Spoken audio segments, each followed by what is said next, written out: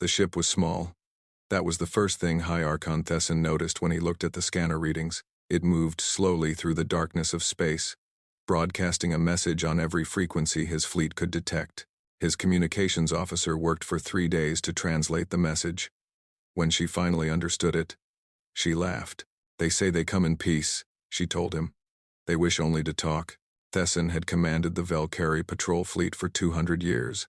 In all that time, he had never heard anything so foolish. Peace was a word used by the weak. Talk was what prey did before it died. The Valkyrie Dominion had ruled the galaxy for 12,000 years. They had conquered 400 species. They had burned worlds and built empires on the ashes. No one came to them asking for peace. Everyone came to them begging for mercy. But these creatures were different. They did not beg. They did not run. They simply floated at the edge of Valkyrie space and repeated their message over and over again. "We come in peace. We wish only to talk." Thesson ordered his fleet to surround the small ship. He expected the creatures inside to panic. He expected them to try to escape. Instead, they opened their doors and invited his soldiers aboard. The creatures called themselves human. They were soft and weak, with thin skin and fragile bones. They had no claws, no armor, no natural weapons of any kind. Thesson could not understand how they had survived long enough to build a starship. Their leader was a female named Chen-Wei Lin. She smiled when she met Thesson, and she bowed her head in a gesture of respect. She spoke through a translation device, and her words were calm and friendly. "We have traveled very far to meet you," she said. "We have heard stories of your great civilization. We hope we can be friends." Thesson stared at her. He did not know what to say. In 12,000 years, no one had ever called the Valkyrie friends. They had been called masters, conquerors, destroyers, never friends.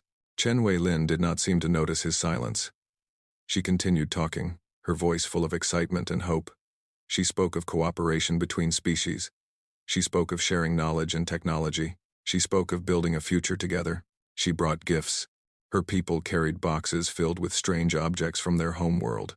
There were paintings made with colored paste. There were devices that played music. There were small containers holding seeds from plants that grew on Earth. "These are treasures of our culture," Chen-Wei Lin explained. "We give them to you as a sign of our good intentions." The Valkyrie soldiers looked at the gifts with confusion. They did not understand why anyone would value such things. Paintings could not win battles. Music could not conquer worlds. Seeds could not build empires. Thesson took the gifts to the High Council on Karaithon, the throne world of the Dominion. He showed them recordings of the humans and their strange behavior. The council members watched with interest, then amusement, then contempt. "These creatures are weak," said one council member. "They will make excellent slaves. Their world must have resources," said another. "We should harvest it." "They speak of peace," said a third. "They do not understand that peace is earned through strength, not words." The council made their decision quickly. Humanity would be conquered. Their world would be added to the Dominion. Their people would serve the Valkyrie until they died. This was the way of things. This was how the galaxy worked. But first, the council wanted to send a message. They wanted every species in the Dominion to see what happened to those who approached the Valkyrie as equals. The humans needed to learn their place. Chen-Wei Lin was invited to bring her delegation to Karaithon. She was told that the High Council wished to discuss her proposal for friendship. She was told that a formal reception would be held in her honor. She believed them. Thesson watched her prepare for the journey. She dressed in her finest clothes. She practiced her speech about cooperation and peace. She smiled constantly, her eyes bright with hope for the future. Her delegation was small. There were scientists who wanted to learn about Valkyrie technology. There were artists who wanted to study Valkyrie culture. There were diplomats who wanted to establish formal relations between the two species. None of them carried weapons. None of them wore armor. They trusted that the Valkyrie would treat them with the same respect they had shown. As their shuttle departed for Karaithon, Thesson felt something strange. It was a small feeling, buried deep in his chest. He did not recognize it at first because he had not felt it in centuries. It was doubt. These humans were foolish and weak. They did not understand how the galaxy worked. They believed in things like friendship and peace, concepts that had no place in the Dominion. But there was something in Chen-Wei Lin's eyes that troubled him. She was not afraid. She was not desperate. She looked at the universe with a kind of hope that Thesson had never seen before. For a moment, he wondered what it would be like to believe in such things. Then he pushed the thought away. Hope was for the weak. Peace was for the conquered. The humans would learn this lesson soon enough. The shuttle disappeared into the darkness of space, carrying Ambassador Chen and her delegation toward Carithon. They went, willingly, eagerly, still believing that they could change the galaxy with words instead of weapons. They had no idea what was waiting for them. The Hall of Supremacy was the largest building on Carithon. Its walls were covered with the flags of 400 conquered species. Its floors were stained with the blood of those who had dared to resist. Ambassador Chen Wei-Lin walked into this hall with her head held high. She wore a blue dress that matched the color of Earth's sky. She carried a folder containing her proposals for peace. She still believed she was attending a diplomatic reception.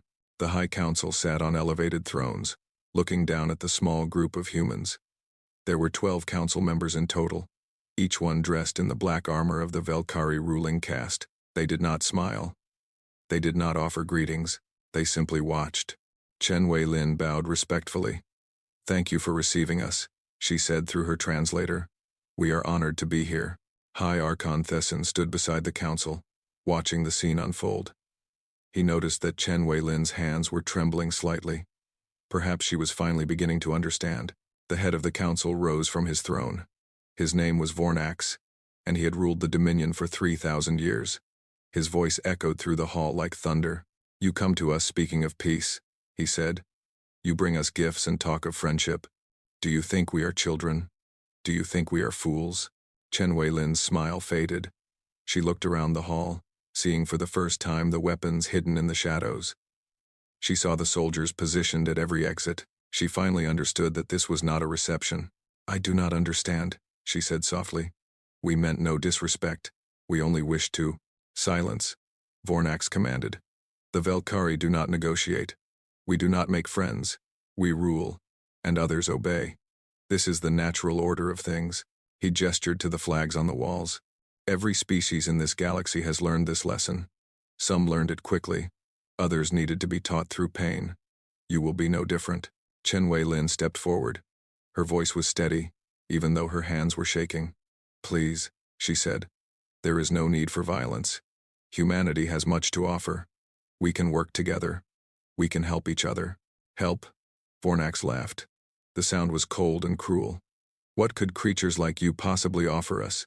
You are weak. You are primitive. Your only value is as servants." He raised his hand, and the soldiers moved closer to the human delegation. Chen Wei-Lin's team huddled together, their faces pale with fear. They had come with gifts and hope. Now they understood they would not leave this hall alive. Chen Wei-Lin did not huddle with her team.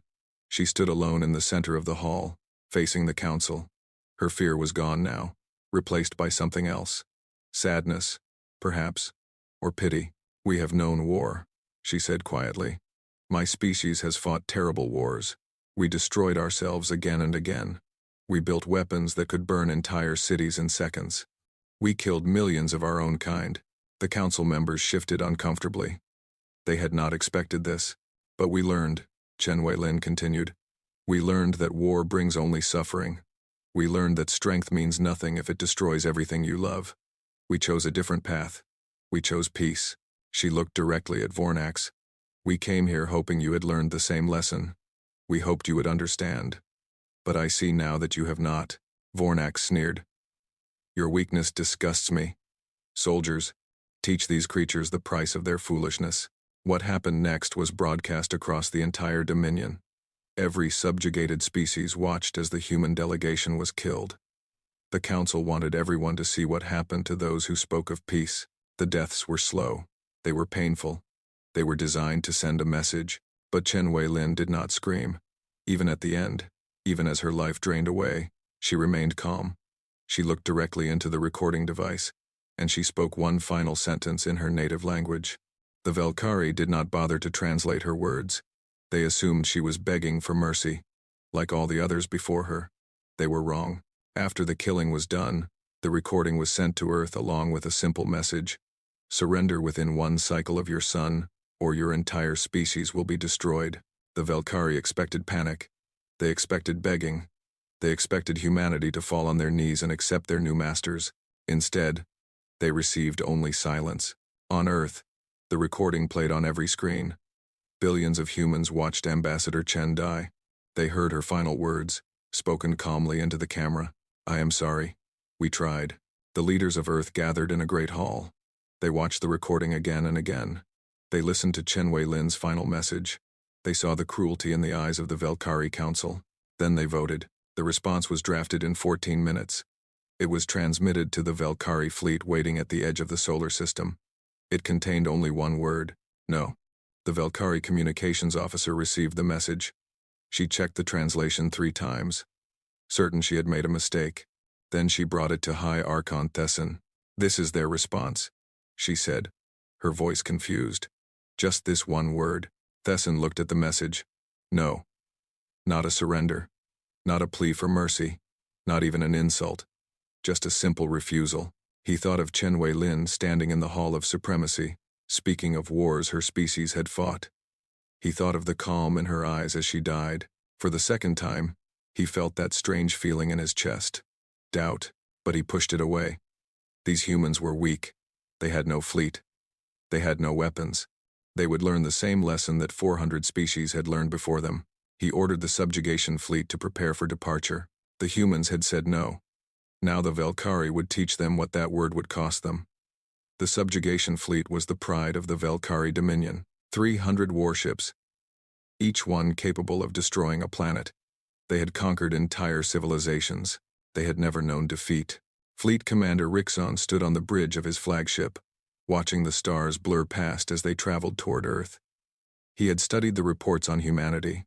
Primitive technology, small population, no significant military. This mission would be easy.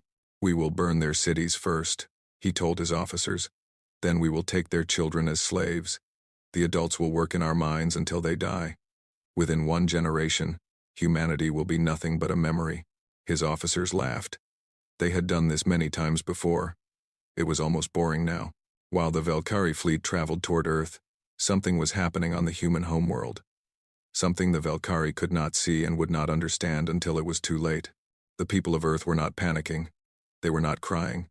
They were not preparing to surrender. They were remembering. In schools, children learned about the wars their ancestors had fought. World War I, World War II, the nuclear wars, the century of blood. Humanity had spent thousands of years perfecting the art of killing. They had built weapons that could destroy cities, countries, entire continents. They had been so good at war that they had almost destroyed themselves completely. 200 years ago, humanity had made a choice. They had looked at the ashes of their civilization and decided that enough was enough. They would put down their weapons. They would learn to live in peace. They would reach for the stars with open hands instead of closed fists. They had built their new society on hope. They had sent Ambassador Chen to the Velkari because they believed that others in the galaxy might have made the same choice. They had been wrong. Now, the old memories were waking up. Deep beneath the mountains of Earth, there were doors that had not been opened in 2 centuries. Behind those doors were the weapons that humanity had sworn never to use again. Warships, planet killers, devices so terrible that their own creators had been afraid of them. The doors opened. In orbital platforms hidden behind moons, ancient factories came back to life. Robots that had slept for generations began building again. Assembly lines that had been silent for 200 years started moving. Humanity had promised itself that it would never need these weapons again. But they had never been foolish enough to destroy them. Admiral Sarah Okonkwo stood in the command center beneath the Pacific Ocean. She was 70 years old, and she had spent her entire life hoping she would never have to do what she was about to do. She looked at the officers gathered around her. "You all saw the recording," she said. "You all heard what they did to Ambassador Chen and her people." The officers nodded. Their faces were hard. 200 years ago, our ancestors made a promise. Admiral Okonkwo continued. They said we would never start a war again. They said we would seek peace in all things. She paused. They also made another promise. A secret promise. They said that if anyone ever mistook our kindness for weakness, we would remind the galaxy why humanity was once feared. She pressed a button on the control panel. Across the solar system, lights began to turn on. The Velkari fleet arrived at Earth 3 weeks later. Commander Rixon smiled as his sensors detected the human defense force. A few dozen ships, old and poorly armed. It was almost sad. "This will be over quickly," he said. "All ships, prepare to attack." Then his sensor officer made a strange sound. Something between a gasp and a scream. "Commander," the officer said, "we are detecting additional contacts." Rixon frowned. "How many?" The officer's hands were shaking. "Unknown, sir. The sensors cannot count them all." Rixon looked at the display screen. At first, he did not understand what he was seeing. There were shapes emerging from behind Jupiter, more shapes from behind Saturn, even more from beyond Neptune. Ships, human ships, thousands of them. They were not like the primitive vessel that had first approached the Valkyrie. These ships were built for one purpose and one purpose only. They were weapons of war, designed by a species that had spent millennia learning how to kill. Commander Rixon felt something he had never felt before. Fear. "This is impossible," he whispered. "Where did they come from? They were supposed to be primitive. They were supposed to be weak." His communications officer's voice was trembling. "Sir, we are receiving a transmission from the human fleet." A face appeared on the screen. It was a human female with gray hair and cold eyes. "Admiral Okonkwo." "This is Admiral Sarah Okonkwo of the United Terran Defense Force," she said. "We received your message. We received your ultimatum. Now receive our response." She leaned forward, and her voice dropped to a whisper. "You killed our people. You laughed while they died. You thought we were weak because we asked for peace." She paused. "We are not weak. We are what happens when peace is no longer an option." The transmission ended. Commander Rixon looked at the thousands of human ships surrounding his fleet. He thought about the stories his people had told about their conquests.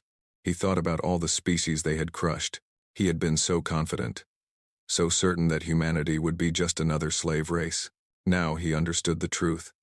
The Valkyrie had not discovered a weak species asking for mercy. They had awakened something ancient and terrible, and it was angry.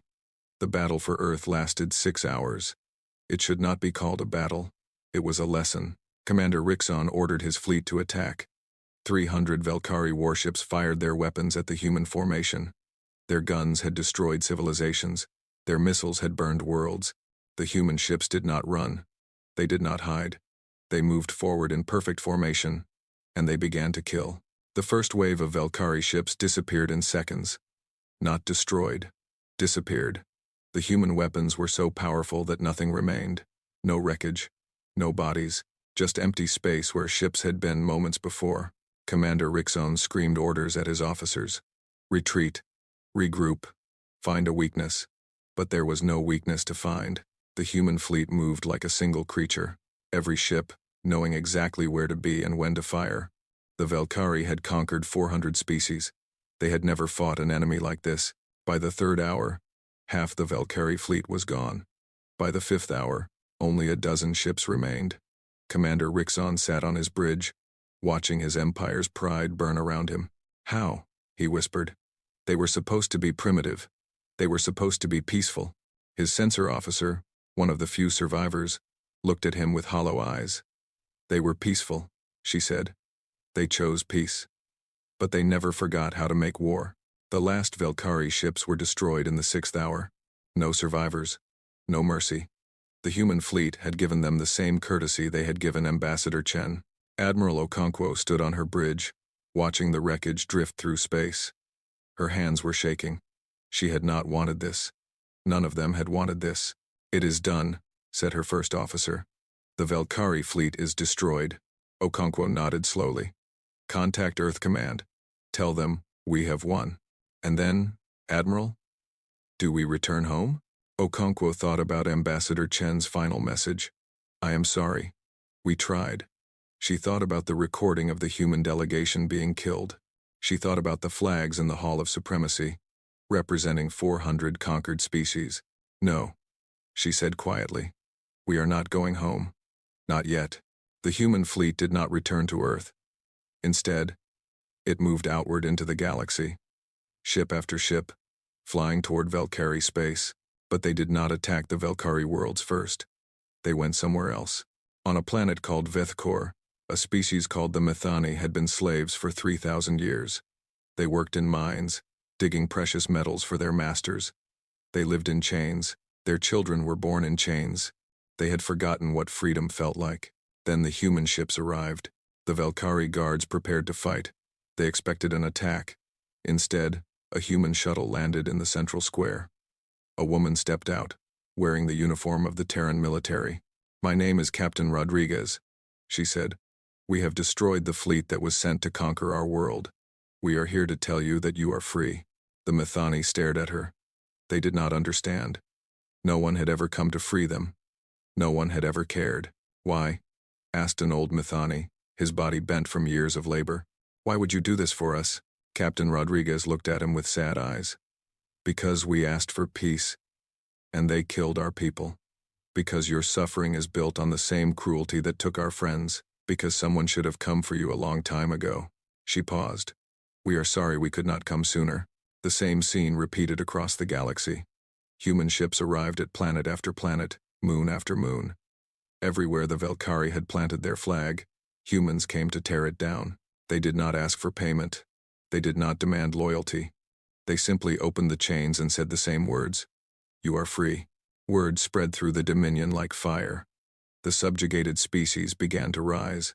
After thousands of years of obedience, they remembered how to fight. The Valkyrie Empire, which had stood for 12 millennia, began to crumble. On Carithon, High Archon Thesson watched the reports come in, world after world, falling, fleet after fleet, destroyed.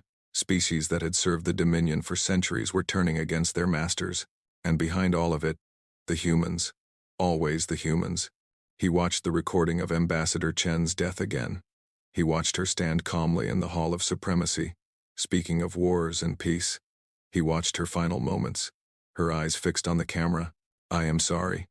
We tried." Finally, Thesson understood. She had not been apologizing for failure. She had been apologizing for what her people would do next. She had known what was coming. She had tried to prevent it, and the Valkyrie had laughed at her. Thesson walked to his window and looked out at the capital city. It was burning. The subjugated species had reached Carithon, and they were taking their revenge. He could hear screaming in the distance. The screams of his people, learning the same lesson they had taught to so many others. He thought about Chen Weilin's gifts. The paintings, the music, the seeds. At the time, he had thought them worthless. Now he understood they were an offering, a chance for the Valkyrie to choose a different path. They had rejected that chance. They had chosen blood instead of beauty, cruelty instead of kindness. Now they were paying the price. Outside his window, human ships filled the sky.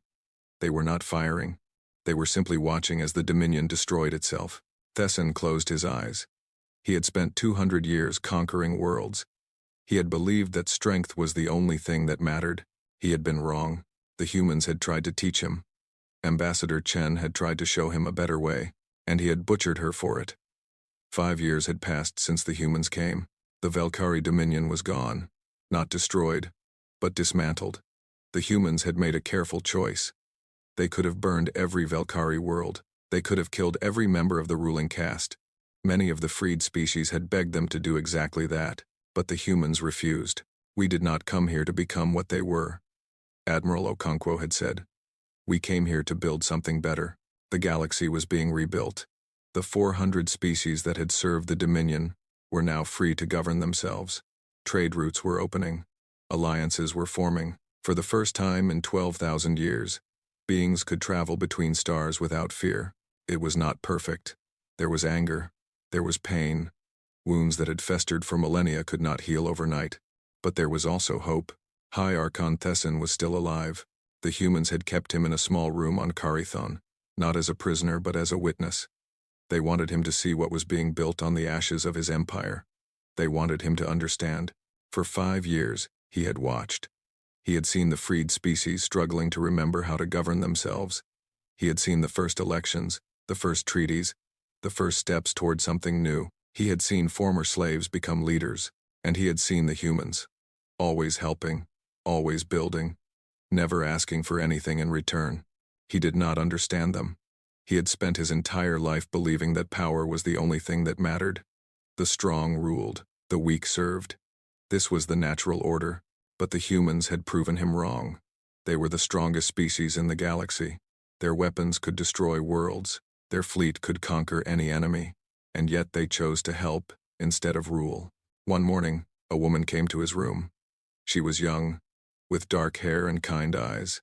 She wore the uniform of a Terran diplomat. "My name is Maya Santos," she said. "I have been asked to speak with you." Thesson looked at her. She reminded him of someone. The same calm voice, the same gentle manner, the same foolish hope in her eyes. "You remind me of Ambassador Chen," he said. Maya nodded. "She was my grandmother's closest friend. I grew up hearing stories about her." She sat down across from him and placed a small device on the table. "I have something for you." Ambassador Chen kept a personal journal during her mission to contact your people. Before she died, she transmitted it back to Earth. Thesson stared at the device. "Why would you show this to me?" "Because I think you need to understand who she really was." Maya pressed a button, and Chen Wei-Lin's voice filled the room. The journal entries were dated from the beginning of the mission. Thesson listened as Chen described her hopes and fears. She wrote about the beauty of space. She wrote about missing her family. She wrote about her belief that the universe was full of wonders waiting to be discovered. Then she wrote about the Valkyrie. "I have seen their art today," Chen wrote in one entry. "It is strange and beautiful. Their sculptures show such detail, such care. I believe there is goodness in them. I believe they can learn to see us as equals." Another entry. "Their language is so complex. It takes years to master even the basics. A species that creates such a rich language must have rich thoughts.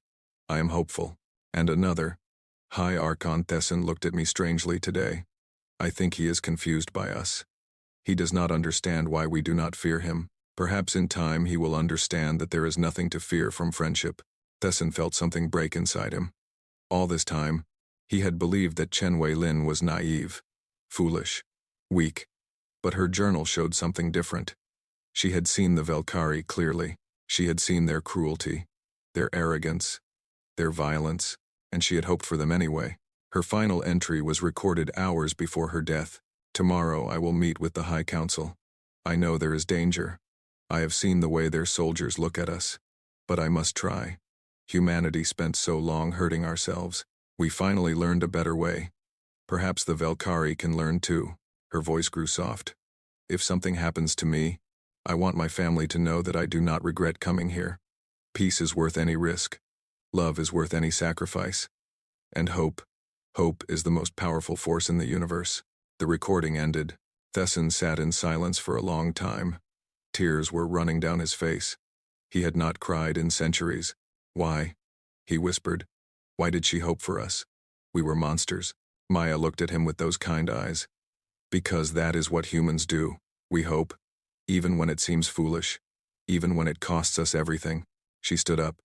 "You are being released today. Not as an act of mercy, but as a message. We want you to return to your people. We want you to tell them what you have seen." "And what message should I carry?" Thesson asked. Maya walked to the door. She paused and looked back at him. "Tell them that humanity still wants peace. We always wanted peace. The path to peace is open to anyone who chooses to walk it." Her voice grew firm. "But tell them this as well. If anyone ever mistakes our desire for peace as weakness again, if anyone ever butchers our envoys and laughs while they die, we will not ask twice." She left.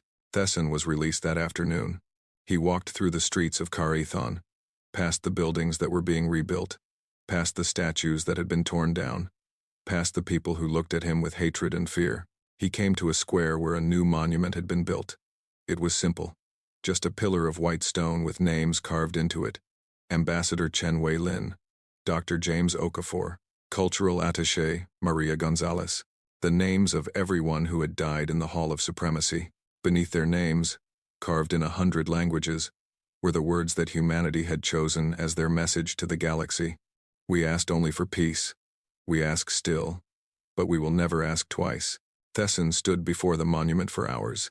He read the names again and again. He thought about the journal entries. He thought about Chen Wei-Lin's hope. Finally, he understood. The humans were not weak. They had simply chosen to be kind. They had looked at the universe and decided that love was better than hate. Hope was better than fear. Peace was better than war. They had offered that choice to the Valkyrie, and the Valkyrie had answered with blood. Now Thesson would spend the rest of his life carrying their message. not because the humans had ordered him to, but because he finally understood what Ambassador Chen had been trying to teach him. Peace was not weakness. Peace was the hardest choice of all, and humanity had made that choice, even knowing what it might cost them. Thesson bowed his head before the monument. In his heart, he made a promise to the woman who had died trying to save his people from themselves. He would teach others what she had tried to teach him. He would carry her hope forward. And perhaps, someday, the galaxy would finally learn the lesson that humanity had learned so long ago. Peace was possible, but only for those brave enough to choose it.